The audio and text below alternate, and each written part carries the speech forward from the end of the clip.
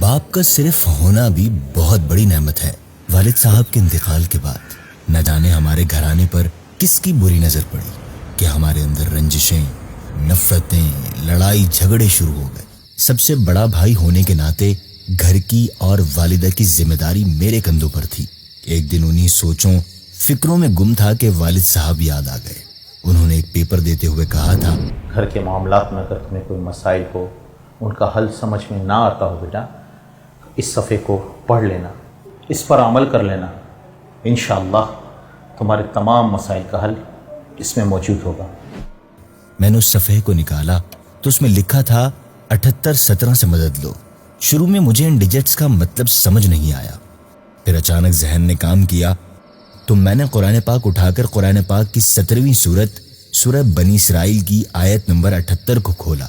ان قرآن الفجر کان مشہودا، بے شک صبح کے قرآن میں فرشتے حاضر ہوتے ہیں۔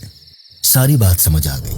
والد صاحب روزانہ ہمیں نماز فجر باجماعت ادا کرنے کے لیے سختی سے مسجد لے جایا کرتے تھے۔ وقت کے ساتھ ساتھ ہمارے اندر نماز فجر میں سستی آ گئی۔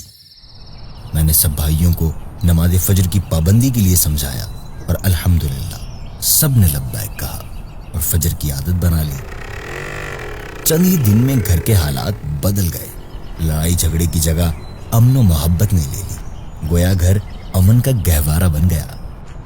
اگر آپ اپنے گھر کو خوشیوں اور سکون کا گہوارہ بنانا چاہتے ہیں تو آپ بھی 17ویں سورت سورہ بنی اسرائیل کی آیت نمبر 78 ان قرآن الفجر کان مشہودا، بے شک صبح کے قرآن میں فرشتے حاضر ہوتے ہیں، سے مدد لیں، فجر پڑھیں اور اس کی برکت سے ساری نمازیں پڑھنا آسان ہو جائے گا۔